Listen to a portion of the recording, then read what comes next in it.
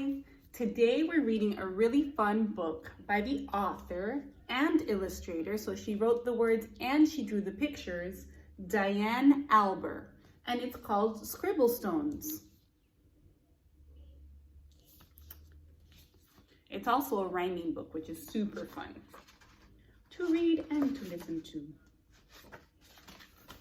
This story is about one happy stone who was gray and round and rarely alone.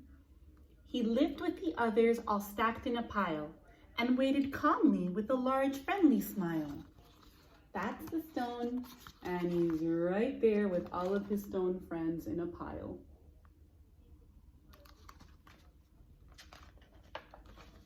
Each stone had a purpose, but it wasn't known yet. Some would be landscaping and some a stone pet. There were so many things that the stones could be. The hardest part was just waiting to see.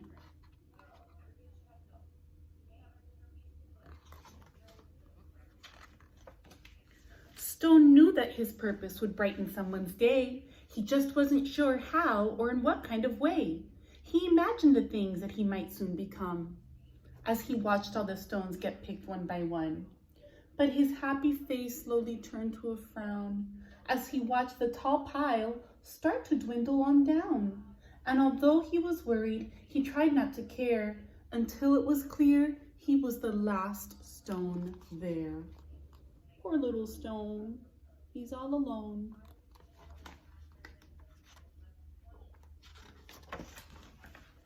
Then it finally happened. Stone was quickly picked up. He was placed on a desk next to a very large cup.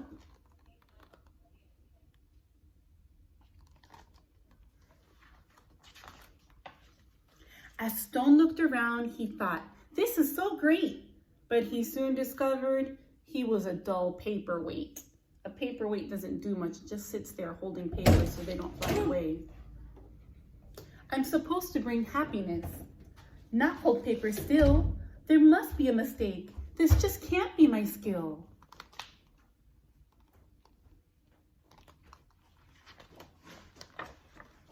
Then all of a sudden, a splatter flew high, and then some bright scribbles came wiggling on by. They were headed right toward the short paper stack, and they filled up the paper on the front and the back. Uh-oh.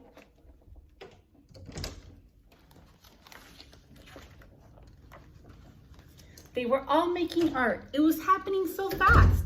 Stone feared that the paper would simply not last. Uh-oh.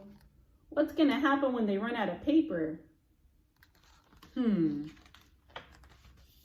He couldn't believe just how much the pile grew. Then he heard a small cry from the fun splatter crew.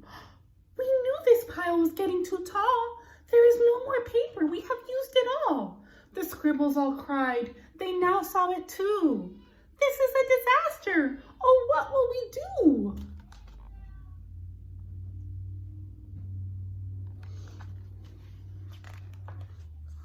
Stone didn't want the scribbles to cry, so he thought of something that they could all try. He slowly rolled down the very large pile and said, "I know how to make you all smile. I know I'm not paper, but I like art too. Do you think you could spare some red, yellow, and blue?" Stone was gonna let the scribbles paint him. They loved the idea and could not wait to start. Scribble began making a happiness heart. Then Splatter painted some pale baby blue. Another scribble added a sunny gold hue. It did not take long before more stones showed up, and soon the line grew behind the large red cup.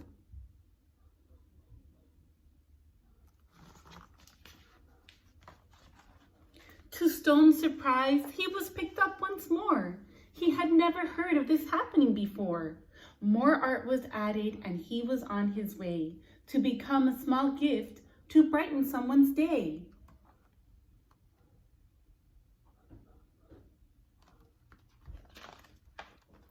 Nearby, another stone's journey had begun. He was spreading such happiness and having great fun. Every time he traveled, someone added their part, sometimes just a scribble and sometimes fancy art.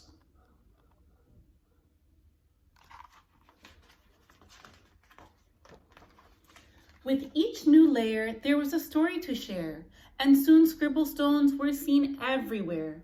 They traveled the planet. It was quite an event, bringing happiness and fun wherever they went.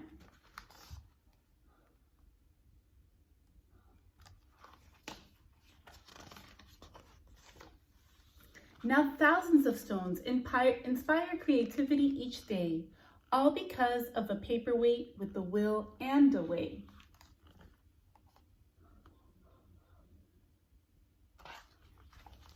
Now it's your turn. If your mommy and daddy, mommy and papi say it's okay, you can go outside and find your own stones. They don't have to be very big, but the bigger they are, the more room you'll have to decorate. And then, if it's okay and if you have permission, you can decorate your own scribble stones. You can make different designs, you can put different colors, however you want to make your scribble stones. And find somebody really special that you love so much to give it to and brighten their day. I love you. Have a great day. Mwah.